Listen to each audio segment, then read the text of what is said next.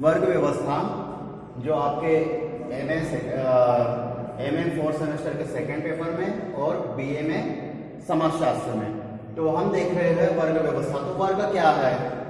साधारण रूप से हम देखें तो दिमाग पे एक छवि आती है कि भाई वर्ग यदि शब्द का उपयोग होता है तो हम सोचते हैं वर्ग क्या होगा। हाँ, वर्ग अर्थात किसी की स्थिति हो सकती है जो किसके आधार पर निर्धारित होगी भाई? उसके संपत्ति के आधार पर, जो किस प्रकार की होगी? उच्च, मध्यम और निम्न। ठीक है, तो हम देखते हैं वर्ग व्यवस्था तो व्यक्तियों का समूह जिनकी आर्थिक, सामाजिक, व्यावसायिक स्थिति कैसी हो, एक समान हो या एक जैसी हो।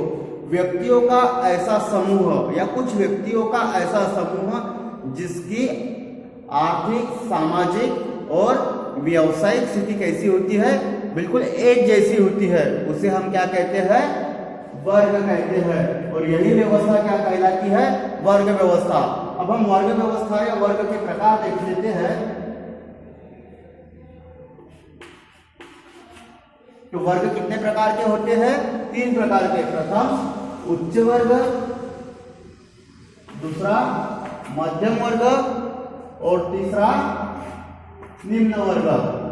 तो उच्च वर्ग में वह लोग आते हैं जिनके पास भरपूर संपत्ति होती है। भरपूर क्या?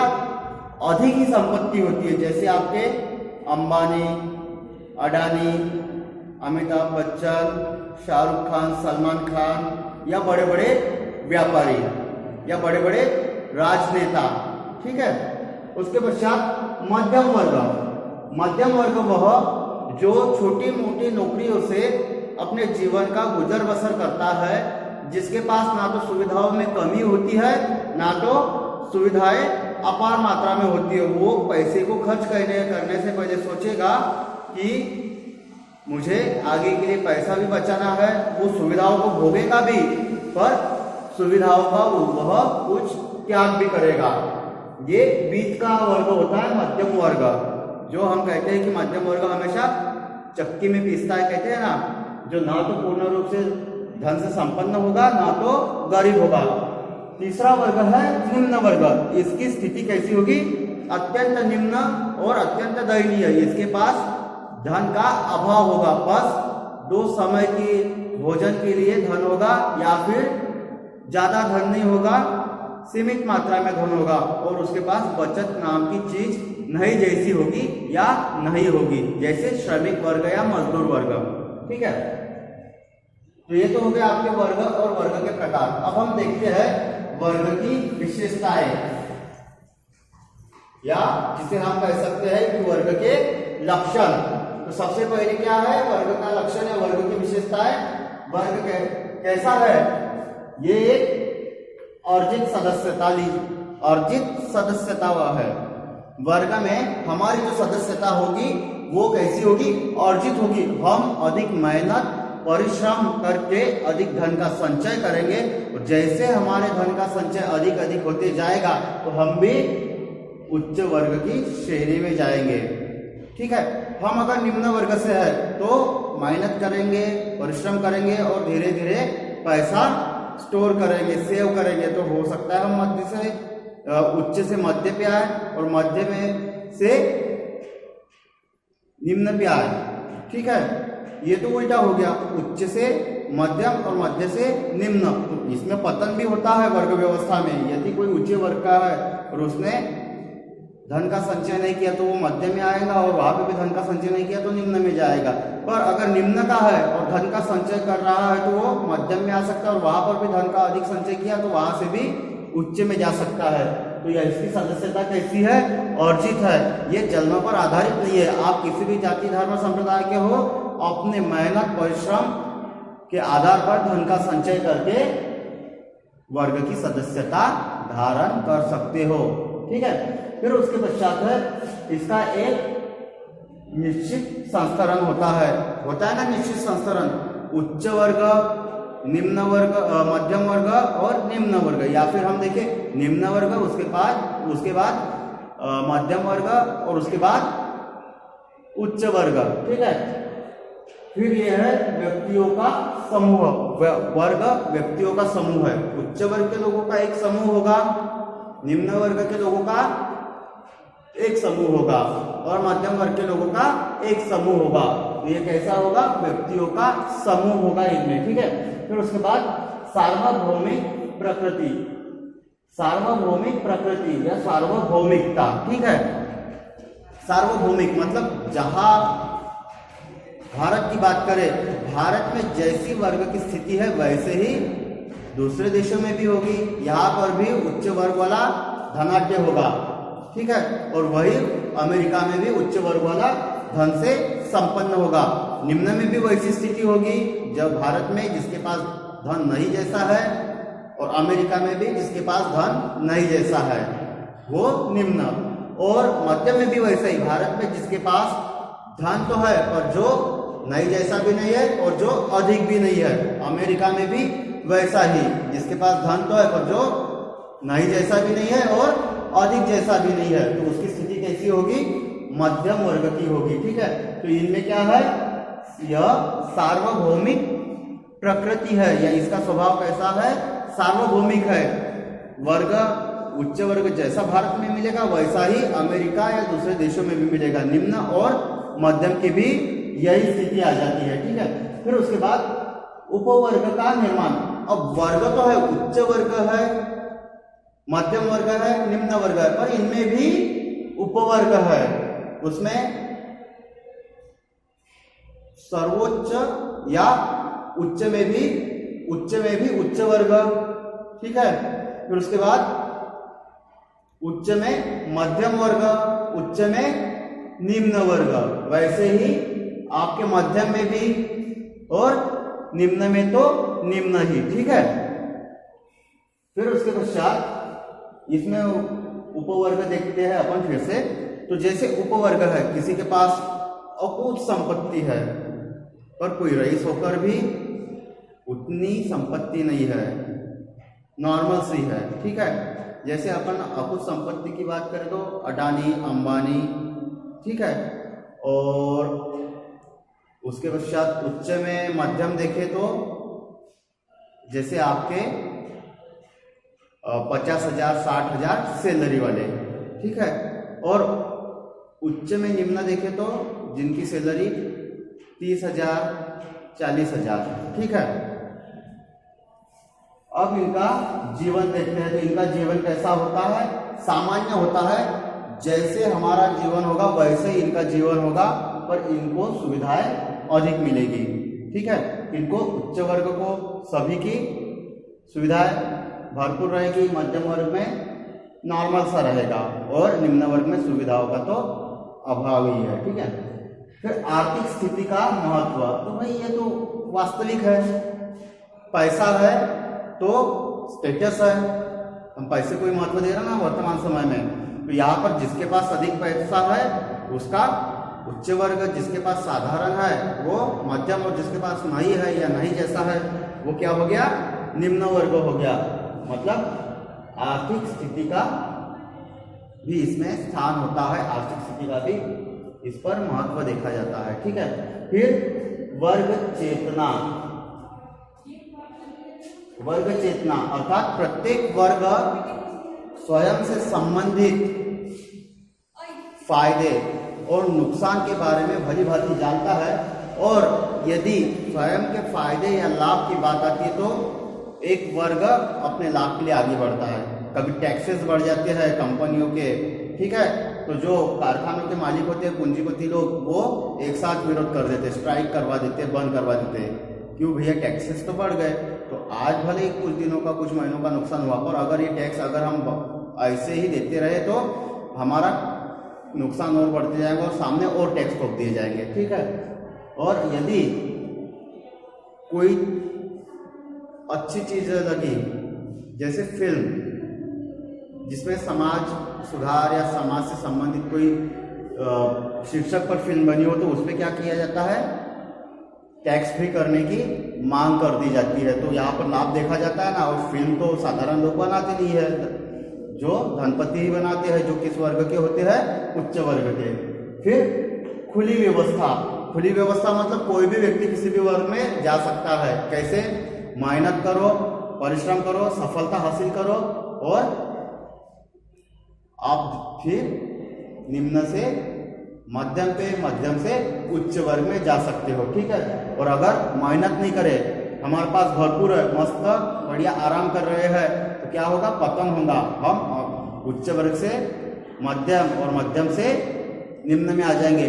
देखा है ना, कई कई राजे रजवाड़े बिल्कुल कहाँ थे और आज उनकी स्थिति कैसी हो गई है। ठीक है। उसके पश्चात उतार चढ़ाव। तो ये जो वर्ग व्यवस्था है इसमें उतार चढ़ाव वाली व्यवस्था है। कभी कोई व्यक्ति जिसके पास अधिक धन था, हो सकता है वो अब गरीब बन गया है। जैसे एक उदाहरण ले लेते हैं हम माल्या का। एक समय भरपूर धन था, सही तरह से मैनेजमेंट नहीं कर पाया और अब क्या हो गया? कर्जा आ गया, कर्जे में डूब गया। तो क्या कर लिया उसने? भाग गया। ठीक है उतार चढ़ाव। अब उसकी स्थिति कैसी है? बिल्कुल निम्न वर्ग जैसी स्थिति है। बस बात यह है कि वो पैसा लेके भाग गया है, उधर एंजॉय कर रहा है। पर अगर यहाँ पर आ जाए तो क्या हो जाएगा? उसको जेल में डाल दिया जाएगा, उसकी संपत्ति राजसात कर दी जाएगी, कुर्क कर दी जाएगी, उसके पास कुछ नहीं रहेगा, दिवालिया हो जाएगा, मतलब वो गरीब हो जाएगा। ठीक है। ये उतार चढ़ाव है। और अगर हम मेहनत अच्छी करें तो क्या होगा? अच्छे वर्ग में जा सकते हैं। ठीक है। फिर उसके बाद है वर्ग निर्माण का आधार। वर्ग का निर्माण किस आधार पर किया गया है? तो उसमें व्यवसाय की प्रकृति, जैसा हम व्यवसाय करेंगे उस व्यवसाय के अनुरूप हमें क्या होगा? धन प्राप्त होगा और उस धन के आधार पर हमारे वर्ग का निर्धारण होगा। यदि हम दुकान खोले तो हम मध्यम वर्ग तक ही सीमित रहेंगे, और यदि हम कारखाने खोले तो क्या होगा? हम पूंजीपति वर्ग या उच्च वर्ग में सम्मिलित हो जाएंगे। फिर उसके पश्चात है निवास की अवधि। यदि हम ऊंचे कुल में जन्मे और ऊंचे कुल में ही निवास कर रहे हैं और हमारा जो रिलेशन है ऊंचे कुल वालों के साथ, ऊंचे कुल अर्थात यहाँ पर ऊंचे कुल कौन से? जिनके पास अधिक पैसा है, धार्मिक आधार पर नहीं, हम यहाँ पर आर्थिक आधार की बात कर रहे हैं। तो हमारा जन्म ऐसे घर में हुआ है जिनके पास पैसा अधिक है, हमें पुश्तैनी संपत्ति मिली है। साधारण रूप से देख लेते हैं, मेरा जन्म किसी रईस के घर में हुआ तो मैं क्या होगा? भाई मैं तो रईस ही रहूंगा ना, मेरी आने वाली पीढ़ी भी रईस ही रहेगी। क्योंकि भाई हम कहते हैं ना, जिसके पास पैसा है उसका दिमाग खुलता है और उसके पास और पैसा आते जाता है। तो ये है उसका आधार, निवास की अवधि। फिर उसके पश्चात धन और संपत्ति या अधिक आय। धन, संपत्ति या अधिक आय, या धन, संपत्ति, आय। जिसके पास अधिक धन होगा, अधिक संपत्ति होगी, उसका वर्ग ऊंचा ही रहेगा। ठीक है। और जिसके पास नहीं होगा वो निम्न, और जिसके पास साधारण सा है वो मध्यम वर्ग। फिर उसके पश्चात परिवार और नातेदारी। मेरा जन्म अच्छे रईस परिवार में हुआ है और मेरे रिश्तेदार भी रईस है, बढ़िया धन संपदा से परिपूर्ण है। इतना धन है कई पीढ़ियां बैठकर भी खाएगी तो समाप्त नहीं होगा। तो मेरा वर्ग कैसा होगा? उच्च वर्ग होगा। और साधारण परिवार है मेरा तो मेरा वर्ग मध्यम होगा। और मजदूरी करने वाला या दिहाड़ी मजदूरी करने वाला या श्रम करने वाला परिवार और मेरे नातेदार जो ऐसे, तो मेरा वर्ग कौन सा होगा? निम्न वर्ग होगा। फिर उसके बाद धर्म। यहाँ पर धर्म कैसे? यहाँ पर हिंदू, मुस्लिम, सिख, ईसाई, बौद्ध, जैन, पारसी, ये बातें हमारे दिमाग में आती है। तो ये उच्च धर्म कैसे हो गए? तो अधिकतर जो लोग जिस धर्म के होंगे वो अपने धर्म को ऊंचा ही बताएंगे। पर धर्म ऊंचा कैसे, या धर्म से वर्ग कैसे निर्धारित होता है? टीवी पर देखते हो आप लोग, बढ़िया कीर्तन, भागवत, रामायण, प्रवचन करते रहते हैं, महाराज मस्त बैठे रहते हैं एसी की हवा में, कीर्तन, भागवत, प्रवचन करते हैं। ठीक है। और हमें उपदेश देते हैं और हम भी उनके पैर पड़ते हैं, तथास्तु, आशीर्वाद दिया जाता है ना। तो क्या होता है, ये महाराज वह कार्यक्रम या वह प्रोग्राम करने के लाखों रुपए दक्षिणा लेते हैं, ठीक है, फीस, जिसे हम क्या कहते हैं, दक्षिणा बोलते हैं।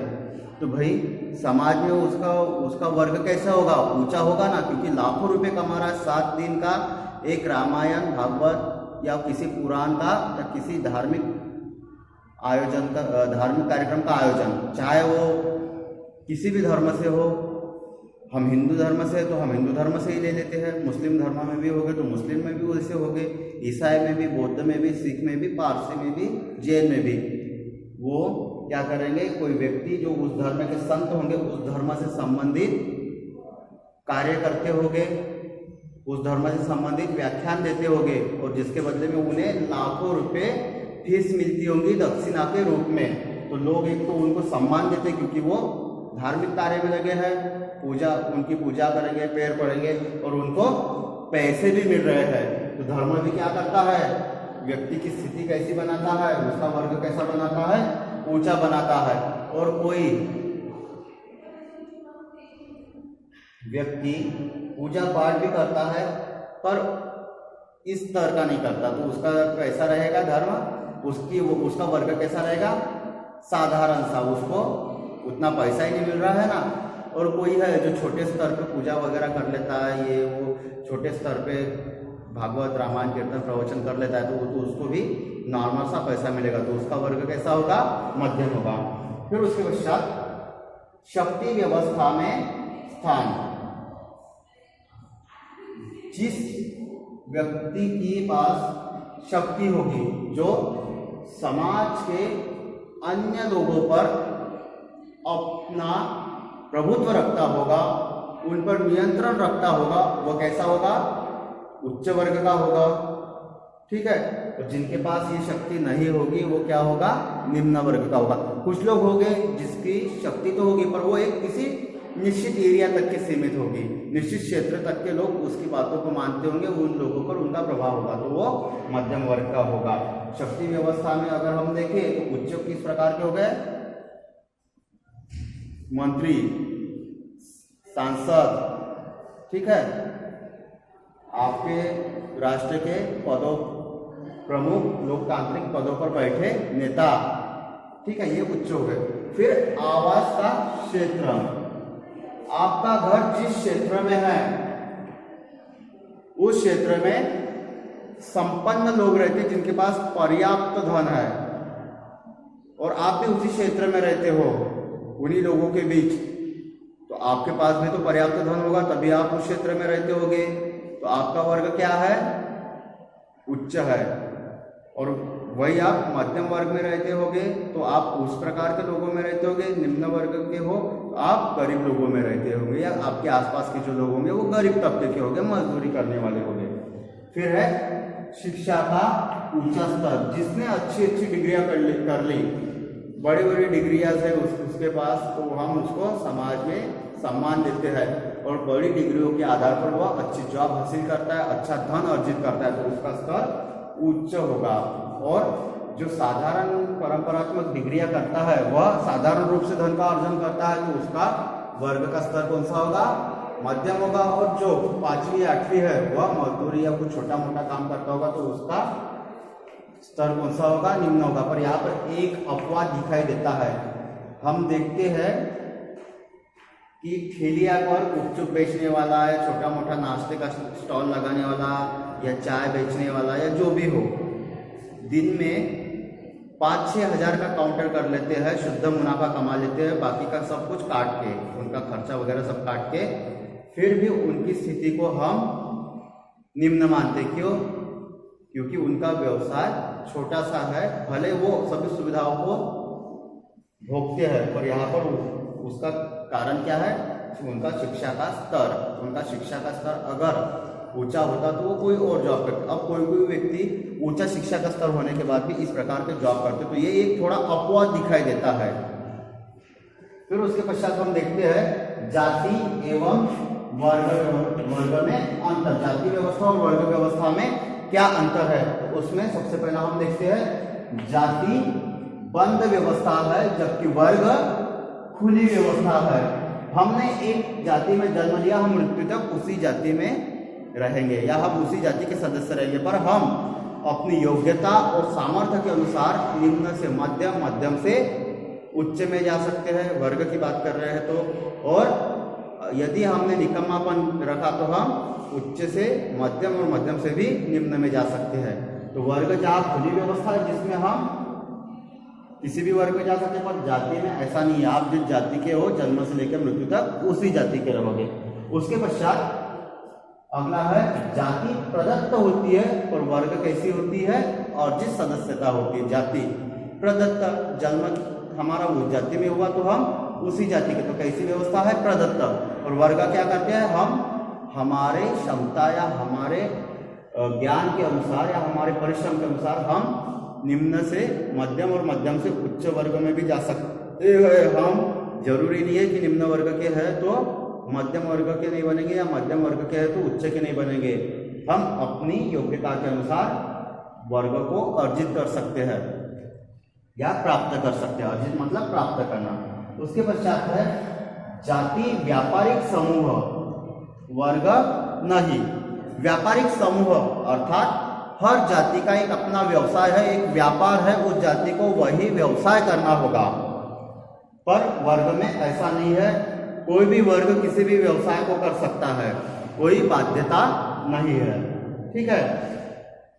उसके पश्चात जाति क्या है, अंतर्विवाही। ठीक है, यहाँ पर हम जाति लिखना भूल गए तो यहाँ लिख लेते हैं जाति।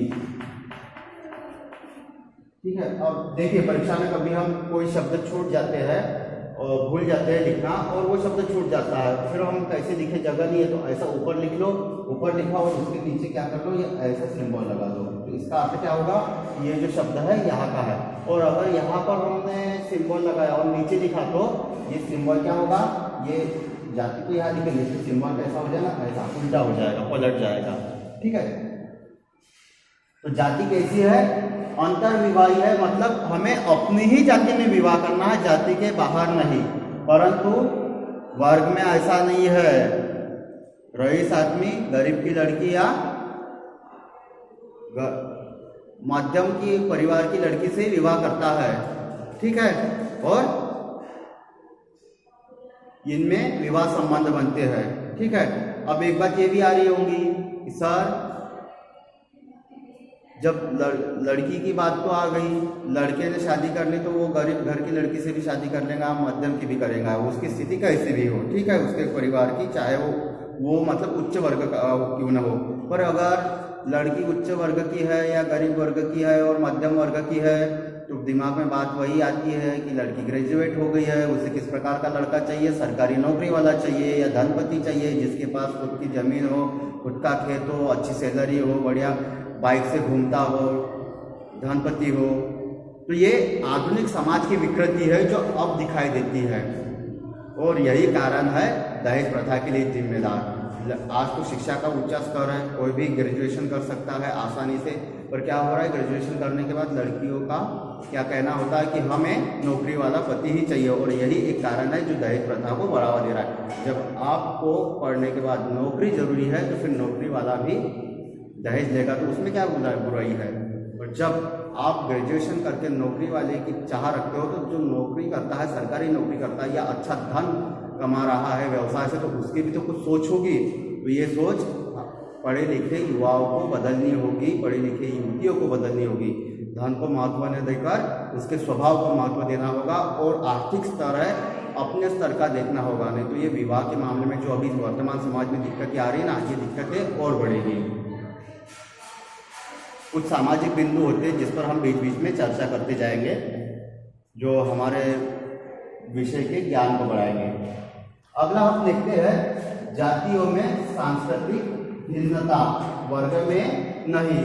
हर जाति की अपनी अपनी संस्कृति होती है, तो हर किसी की अपनी संस्कृति होने के कारण उनमें क्या होगी, भिन्नता होगी।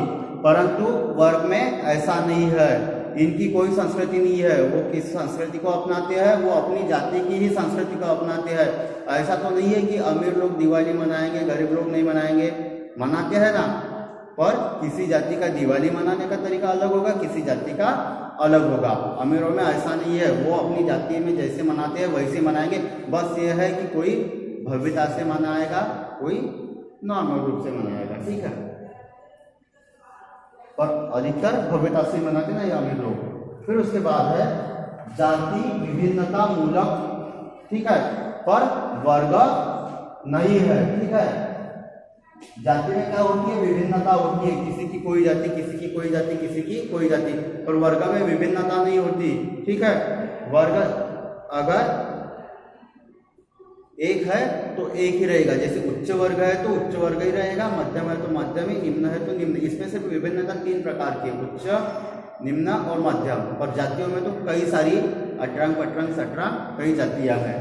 फिर उसके पश्चात देखते हैं वर्ग की तुलना में जाति में अधिक निषेध। वर्ग में निषेध नाम की चीज बड़ी मुश्किल से मिल जाएगी। बस वहां पे निषेध कैसा कि भाई हम अमीर है तो हम ये चीज क्यों करेंगे, क्योंकि ये गरीबों के लिए है, या हमें गरीबों के या मध्यमों के साथ नहीं बैठना है। पर जाति में क्या है, निषेध होता है, आपको निम्न जाति के यहाँ खाना पीना नहीं है, निम्न जाति के लोगों को आपके यहाँ नहीं बुलाना है, या निम्न जाति के लोग हमें स्पर्श नहीं करेंगे, हम उनको स्पर्श नहीं करेंगे, नहीं तो हम अपवित्र हो जाएंगे। ये निषेध होता है जाति में। फिर उसके पश्चात जाति में क्या होता है, उदग्र विभाजन होता है, और वर्ग में समतल। उदग्र विभाजन मतलब संस्तरण होता है, निम्न उच्च ये जो भावना होती है ये होता है उदग्र विभाजन, जो कहाँ होता है, जाति में। पर ऐसा वर्गों में नहीं, वर्ग में उच्च, मध्यम और निम्न वर्ग होंगे, पर यहाँ पर छुआछूत वाली भावना नहीं होगी या ऊंच नीच की भावना नहीं होगी। और जाति की बात करें तो जाति में छुआछूत वाली भावना होगी और ऊंच नीच वाली भावना होगी। ऊंच नीच एक दूसरे को समझेंगे भी और दिखाने का प्रयास भी करते हैं। फिर उसके पश्चात है जाति का धार्मिक आधार और वर्ग का नहीं। हर जाति का एक धार्मिक आधार होगा। कोई जाति किसी धर्म में आती होंगी, कोई जाति किसी धर्म में आती होंगी, कोई जाति किसी धर्म में आती होंगी, और उस धर्म के अनुसार वो अपनी सांस्कृतिक क्रियाएं करती होंगी, रीति रिवाज करती होगी, अपने पर्वों को मनाती होगी। पर वर्ग में ऐसा नहीं है, वर्ग सब एक जैसे। बस एक बात यह है कि जो व्यक्ति उच्च वर्ग का है उसकी भी कोई जाति होगी, मध्यम वर्ग का है उसकी भी कोई जाति होगी, निम्न का है तो उसकी भी कोई जाति होगी। तो वो अपने वर्ग अर्थात अपनी आर्थिक स्थिति के अनुसार अपनी जाति की परंपराओं का निर्वहन करेगा।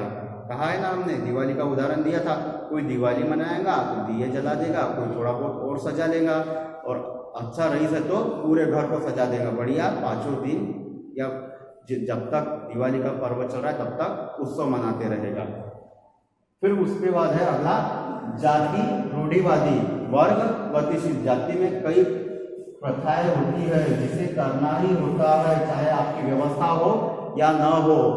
जो कहलाती है कुप्रथाएं, कई निषेध होते हैं जो समाज के लिए नुकसानदायक होते हैं, जो कहलाती है रूढ़ियां, ठीक है। पर वर्ग में इस प्रकार की कोई चीज नहीं होती। तो ये था आपका वर्ग व्यवस्था। तो वर्ग व्यवस्था किस पर आधारित होती है, हमारी आर्थिक स्थिति के आधार पर। और ये कितने प्रकार की होती है, 3 प्रकार की। कौन सी, उच्च, मध्यम, निम्न, या फिर आप इसका क्रम भी पलटा सकते हो, जिसमें पहला रख सकते हो निम्न, उसके पश्चात मध्यम, उसके पश्चात उच्च।